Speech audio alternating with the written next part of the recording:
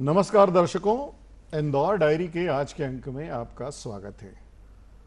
आज हम बात करेंगे खेती किसानी की और इन सब बातों को करने के लिए हमारे साथ मौजूद हैं इंटीग्रेटेड पेस्ट मैनेजमेंट की वनस्पति संरक्षण अधिकारी स्नेहा गुप्ता। स्नेहा जी, स्टूडियो में आपका स्वागत है। बहुत बहुत धन्यवाद सर। स्नेहा जी, हमारे दर्शकों को विशेषकर किसान भाइयों को ये बताइए कि आपका विभाग किस तरह किसानों की मदद के लिए काम करता है? जी सर, एक्चुअली हमारा जो विभाग है एकीकृत नाशीजीव प्रबंधन इंदौर के नाम से मध्य प्रदेश में इंदौर में स्थित है। अच्छा। चूँकि आप नाम से ही उसको देख पा रहे हैं, एकीकृत नाशीजीव। तो नाशीजीव जनरली मैं किसान भाइयों को ये कहना चाहूँगी कि नाशीजीव जो है सिर्फ उसका तात्पर्य सिर्फ कीड़ों से नहीं होता है। कीड़ों के अलावा बीमारियाँ भी लगती हैं हमारी फसलों में, बहुत सारे खरपतवार भी लगते हैं। मतलब हर वो चीज़ जो फसल को आर्थिक रूप से नुकसान पहुंचाए वो सभी नाशीजीव की श्रेणी में आता है। तो हमारा जो ये विभाग है वो एक नाशीजीवों के प्रबंधन के लिए एक मिलीजुली तकनीक पे काम करता है, इसीलिए उसको बोलते हैं एकीकृत। एकीकृत का मतलब है कि बहुत सारी ऐसी विधियां हैं जिनको हम समेकित रूप से, सम्मिलित रूप से जब एक साथ, जिसको हम कहते हैं ना इंटीग्रेटेड रूप में जब हम सारी विधियों को टाइमली यूज करते हैं तो उससे क्या होता है कि किसानों को रसायनों की जरूरत बहुत ही कम पड़ती है और सामान्य विधियां जैसे जैविक विधियां हो गई, उनमें बहुत सारी विधियां हैं जिसे हम धीरे धीरे अभी एक्सप्लेन भी करेंगे। तो हमारा मतलब मेन उद्देश्य ये रहता है कि किस तरीके से किसानों का मुनाफा दुगना हो जाए और लागत उनकी कम हो जाए और साथ ही कीटनाशकों का जो उपयोग है वो हमारे भारत में, मतलब अब आप देख ही रहे हैं किस तरीके से अंधाधुंध कीटनाशकों का प्रयोग किसान भाई हमारे कर रहे हैं। अब चूंकि कीटनाशकों का प्रयोग जो है वो हमारे को प्रत्यक्ष और अप्रत्यक्ष दोनों रूप से नुकसान पहुंचाता है। अगर हम साधारण रूप से देखें तो हमारी जो जमीन है ना, जैसे हमारा नेचुरल रिसोर्स है, किसानों की जो भूमि है वो हमारा एक प्राकृतिक संसाधन है, लेकिन धीरे धीरे कीटनाशकों के प्रकोप से क्या हो रहा है कि वो बंजर होता जा रहा है। ठीक है, अभी पंजाब में देखा होगा कि कैंसर ट्रेनें चलती हैं। पंजाब में जब से हरित क्रांति आई है उसके बाद से इतना ज्यादा कीटनाशी का प्रयोग हुआ, उत्पादन तो बढ़ा, उसमें कोई संदेह नहीं है, लेकिन उत्पादन के साथ में हमको बाय प्रोडक्ट क्या मिला? हमारी जमीनें इस तरीके से बंजर होती चली गई कि आज भटिंडा में आप देखिए कैंसर ट्रेन चलती है। तो अब चूंकि मध्य प्रदेश में ये भी हमारा एक तरीके से डेवलपिंग स्टेट है कृषि के मामले में, तो हम नहीं चाहते कि वही कंडीशन हमारे साथ भी हो, इतना ज़्यादा अंधाधुंध स्प्रे हो जाए। तो उसी चीज़ को हम मिनिमाइज कैसे कर सकें, न्यूनतम कैसे कर सकें, तो हमारा विभाग कुछ ऐसी तकनीकों को किसानों तक पहुंचाता है जिससे कीटनाशी का प्रयोग करने की आवश्यकता कम पड़े। और जैसा कि आपके विभाग का नाम भी है एकीकृत पेस्ट मैनेजमेंट, तो क्या आप किसानों के लिए जो पेस्टिसाइड है या जो पेस्ट वो यूज करते हैं, कीटनाशक यूज करते हैं, उनकी कुछ संयमित मात्रा या उसे ज़्यादा करना या किस तरह का क्या इस्तेमाल करना, ऐसी कुछ बातें भी उन्हें किसानों को बताते हैं क्या? जी बिल्कुल, हमारे विभाग द्वारा जो है जागो ग्राहक जागो करके एक अभियान भी चलाया जाता है जिसमें हम किसानों को ये बताते हैं कि कीटनाशी का प्रयोग के लिए कितनी सावधानियां बरतनी है। पेस्टिसाइड में एक लेबल्स होते हैं, जैसे कि आपने देखा होगा जितने भी पेस्टिसाइड आते हैं उनमें एक ट्रायंगल बना होता है, उसमें एक कलर्स होते हैं, लाल, पीला, नीला, ये कलर आपने, और एक हरा, 4 प्रकार के कलर होते हैं जो कि पेस्टिसाइड के जो कंटेनर्स होते हैं उनमें आते हैं। अब किसान भाइयों को ये पहचानना है कि जिसमें लाल कलर का ट्रायंगल बना हुआ है वो हमारे लिए सबसे ज्यादा घातक है। जितना उपयोग हम उसका करेंगे वो हमारे जमीन को उतना ही बंजर भी करेगा और हमारे पर्यावरण को भी नुकसान पहुंचाएगा। और वहीं दूसरी तरफ देखें, जिन ट्रायंगल में, जिन कंटेनर में ग्रीन कलर का ट्रायंगल बना हुआ है वो हमारे लिए एकदम सेफेस्ट है, उसके अंदर वनस्पतिक उत्पादों का उपयोग किया जाता है। तो हमारा विभाग किसानों को इस चीज़ के लिए प्रेरित करता है कि ज़्यादा से ज़्यादा हम ऐसे कीटनाशकों का उपयोग करें जिनके ऊपर ग्रीन कलर का लेबल लगा हो, जो कि वनस्पतिक तरीकों से तैयार हो, या कहना चाहिए कि वनस्पतिक कीटनाशकों के उपयोग को बढ़ावा देता है और रासायनिक कीटनाशकों के प्रयोग को न्यूनतम करने की सलाह देता है। अच्छा, और जैसा कि अभी जो सीजन चल रहा है, गेहूं की फसल लगभग कटाई की ओर है, कई सारे जो किसान भाइयों की फसल कट भी चुकी है, कुछ बाकी भी हैं, जी। तो अब चूंकि अगली फसल की तैयारी भी करनी है, तो इसमें भी कुछ आपका विभाग मदद करता है? जी बिल्कुल। अब जैसे कि अब अगला सीजन जो हमारा खरीफ का आने वाला है, अब चूंकि मध्य प्रदेश जो है वो सोया स्टेट के नाम से जाना जाता है। जी जी। यहाँ पे सोयाबीन जो है 90% इलाकों में हमारे किसान भाई लगाते हैं। तो जब भी वो ग्रीष्मकालीन गहरी जुताई करेंगे, मतलब अपने जून जुलाई का जब मंथ आएगा, और जब भी किसान भाई जुताई करेंगे तो उनको इतना लेवल तक, मतलब ग्रीष्म इतना गहरी जुताई करनी है। उससे क्या होता है कि जो कीट होते हैं ना, उनके अंडे जो होते हैं वो जमीन के अंदर पड़े होते हैं। जब उस पे पाटा चलता है, जब उसकी जुताई होती है, तो सारे अंडे नीचे से ऊपर आ जाते हैं। आपने कभी कभी देखा होगा खेतों में सफेद रंग के बगलों को, जब किसान जुताई करता है तो पीछे पीछे सफेद रंग के बगले चलते हैं। उसका यही कारण है कि जो मिट्टी पलट रही है तो सारे अंडे जमीन से ऊपर आ रहे हैं और वो बगले उनको चुन चुन के खाते हैं। तो इस तरीके से हमारा 2 in 1 काम हो जाता है। एक तरीके से किसानों की जो मिट्टी की जो पलटवार होती है उससे उर्वरा शक्ति भी बढ़ रही है, साथ ही साथ जो अंडे हैं, जो पुरानी फसल के अंडे हैं, क्योंकि आपने कहा कि गेहूं की कटाई हो रही है और नया सीजन आएगा, तो जो कीड़े अंदर डाइपोज कंडीशन, जो अंडे अंदर डाइपोज में पड़े रहते हैं, उनको बगुले लोग खा के नष्ट कर देते हैं। तो इससे हमारा क्या होता है, किसानों के लिए ये चीज अगले फसल के लिए उतने कीटों के प्रकोप की संभावना को कम कर देता है। तो इस दौरान भी क्या कोई कीटनाशकों की आवश्यकता होती है क्या? जी नहीं, सीड ट्रीटमेंट, जब नया सीजन उनका खरीफ सीजन की बुआई करेंगे तो बुआई से पहले बीज उपचार, जैसे कि कहते हैं ना सुरक्षा का टीका, जैसे हमारे भारत सरकार पोलियो पल्स पोलियो अभियान चलाता है ना, उसी तरीके से किसानों के जो बीज होते हैं ना, बीजों के लिए एक सुरक्षा का टीका अभियान चलाया जाता है। हर बीज को ड्रेसिंग किया जाता है, बीज उपचार जिसको हम कहते हैं। अगर हम ये चीज कर लें बुआई से पहले, अगर हम बीजों को उचित जो रसायन है उसके द्वारा बीज उपचार कर लें, तो 90% संभावना ये होती है कि बीमारियां बहुत या तो लगेंगी ही नहीं, और लगेंगी भी तो उनका प्रकोप उस लेवल पे नहीं हो पाएगा कि आर्थिक नुकसान हो पाए। तो ये हमारा विभाग जागो ग्राहक जागो, एक ये अभियान होता है, एक होता है बीज उपचार अभियान। इन 2 अभियानों के तहत हमारा विभाग किसानों को मार्गदर्शन प्रदान करता है। अच्छा, तो ये जब भी फसल लगाने का मौका आता है, बीजोपचार भी हो गया, तो इसमें कोई ऐसे देसी तरीके भी होते हैं कि हम केमिकल के भरोसे ना रहें और देसी तरीकों से हमारी फसलें लहलहाएं और अधिकतम पैदावार मिले? जी जी, बहुत अच्छा प्रश्न किया है सर आपने। मैं यही बताना चाहूँगी कि हमारा विभाग निरंतर इस चीज़ के लिए कार्यरत है। इसके अंतर्गत बहुत सारी ऐसी तकनीकें होती हैं। सबसे पहले मैं आपको इन ट्रैप्स के बारे में बताना चाहूँगी। जी, ये आप देख पा रहे होंगे किसान भाइयों, ये इस तरीके से पीला प्रपंच इसको हम कहते हैं। पीला प्रपंच जो है, फसल की जो ऊंचाई है उससे 1 फुट ऊपर एक लकड़ी को लगा के उसके अंदर इसमें हम धागा बांधेंगे और उस लकड़ी के साथ में इसको अटैच कर देंगे, जो कि फसल की ऊंचाई से 1 फुट ही ऊपर होना चाहिए। अब होता क्या है, अब चूंकि आप बोलेंगे कि इसमें आखिर खास क्या है, इसमें 2 चीजें खास हैं। एक तो इसका येलो कलर है, पीला रंग। पीला रंग जो होता है, जितने भी उड़ने वाले कीड़े होते हैं, जितने भी रस चूसने वाले सकिंग कीड़े होते हैं, सकिंग पेस्ट जिनको हम बोलते हैं, उनके लिए ये कलर बहुत ही अट्रैक्ट करता है। दूसरा, इसके अंदर जो गम लगी हुई है, इसको आप देख सकते हैं, जब ये अटैच हो जाएगा लकड़ी के साथ में, तो इसका एक ये जो लेयर है ना, इस लेयर को निकाल दिया जाएगा और इसको सिंपल अटैच रहने दिया जाएगा। उससे क्या होता है कि इसके अंदर जो गम है ना, वो वाटर प्रूफ गम होती है। चाहे बारिश का सीजन हो, चाहे आपका कुछ भी प्रॉब्लम हो, वो गम को कभी भी कोई भी नुकसान नहीं होता।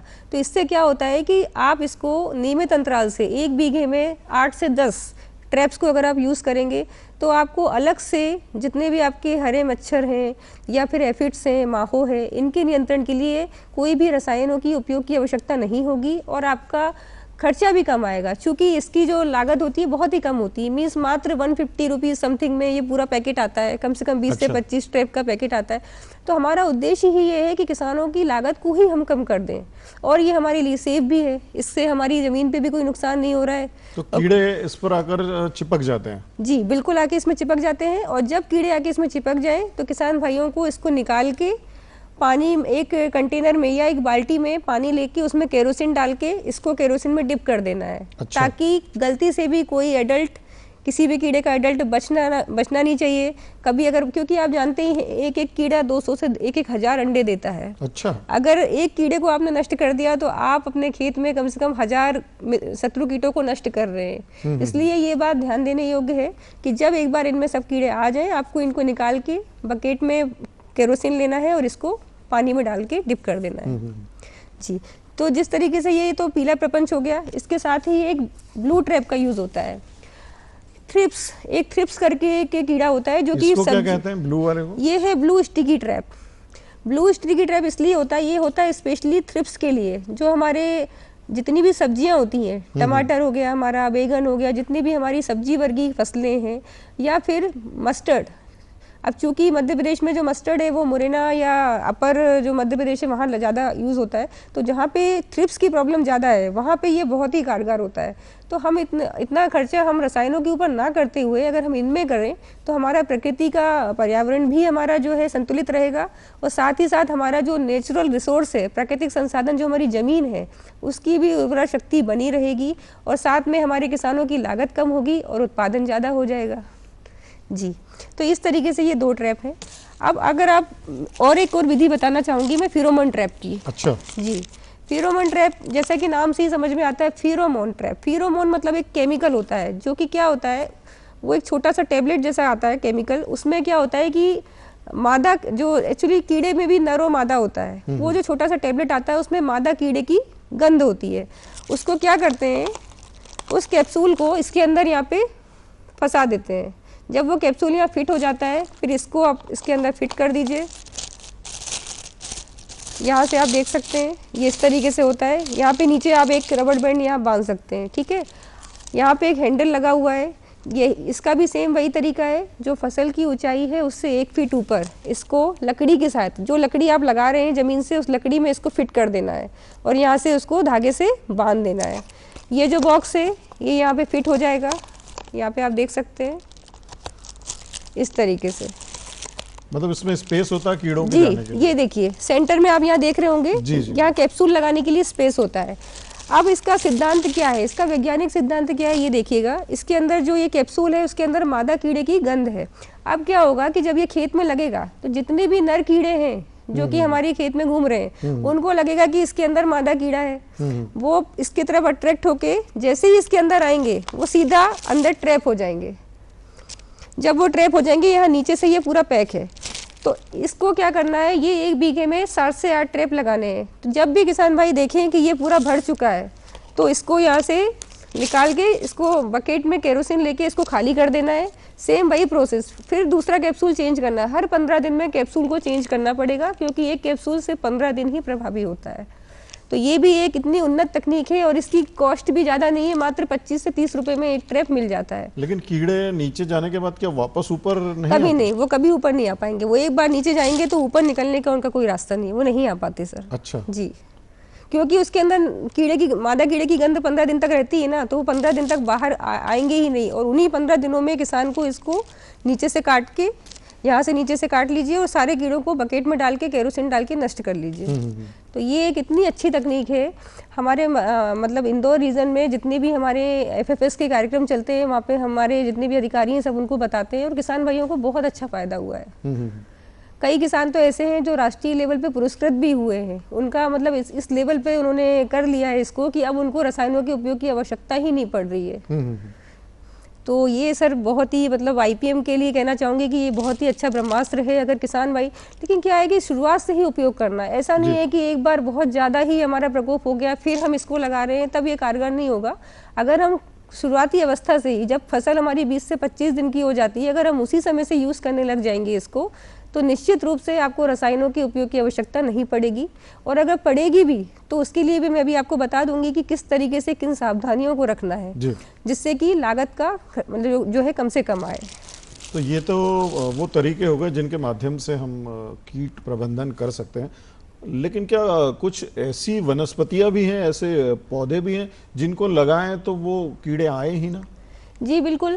क्या होता है कि ट्रैप क्रॉप, जैसे हम कहते हैं ना, हमारे IPM में एक शस्य नियंत्रण विधि होती है। उसमें क्या होता है कि जो हमारी मुख्य फसल है, मुख्य फसल के सराउंडिंग में चारों तरफ हम एक ट्रैप क्रॉप लगा सकते हैं।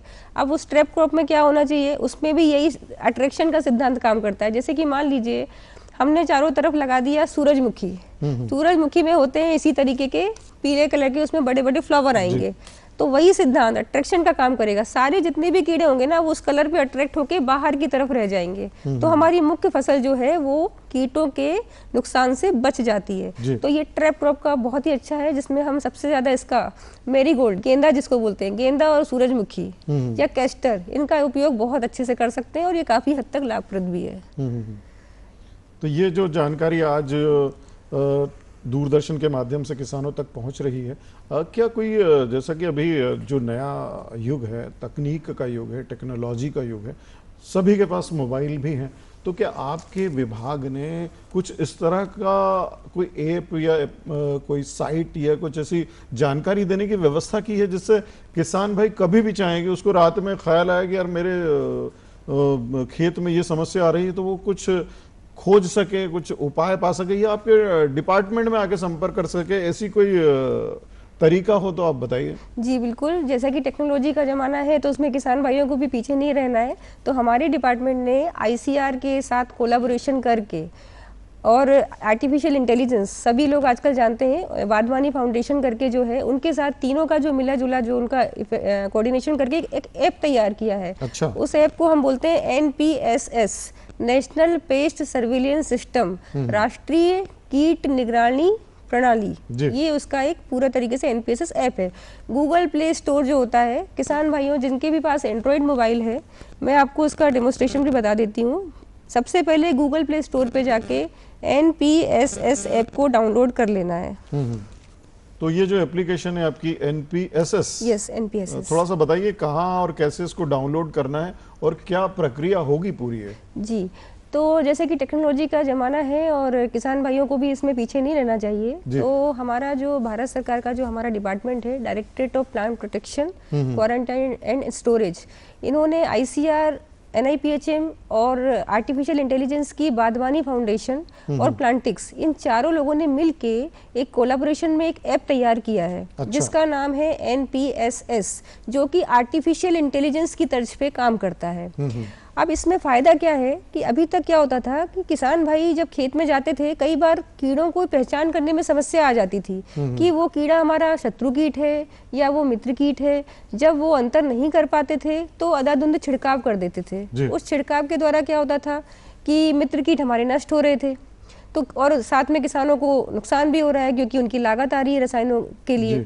तो उन सब चीज़ों को मिनिमाइज करने के लिए ये जो ऐप तैयार हुआ है, इस ऐप की सबसे बड़ी खासियत ये है कि किसान भाई अपनी लोकल जो उनकी स्थानीय भाषा है उस भाषा में इस ऐप का उपयोग कर सकते हैं। अच्छा। इस ऐप में अभी तक 4 भाषाएं सम्मिलित हो गई हैं, हिंदी, अंग्रेजी, पंजाबी और मराठी। क्योंकि हम मध्य प्रदेश से हैं तो हमारे यहाँ सभी किसान भाई हिंदी भाषा ही उपयोग करते हैं, तो हमारे लिए ये बहुत ही अनुकूलतः ऐप है। सबसे पहले किसान भाइयों को क्या करना है, इस ऐप में जब भी वो लॉगिन करेंगे, ये एक बहुत अच्छी बात है कि सामान्य एक आम नागरिक के लिए भी ये ऐप खुला हुआ है। कोई भी आम इंसान जाके अपने खेत में अगर चाहे कि कोई बीमारी है या कोई कीड़ा लगा हुआ है, कोई खरपतवार है, तो उसको सिर्फ आइडेंटिफिकेशन अगर नहीं कर पा रहा है तो वो अपने इस ऐप को ओपन करेंगे। उसमें एक आता है ऑप्शन कीटनाशी की पहचान, पेस्ट आइडेंटिफिकेशन। उसके ऊपर जब किसान भाई क्लिक करेंगे तो उसमें 3 ऑप्शन आएंगे। या तो किसान भाई on the spot selfie, on the spot उसकी फोटो ले लें। अच्छा, ये एक सबसे अच्छा ऑप्शन है।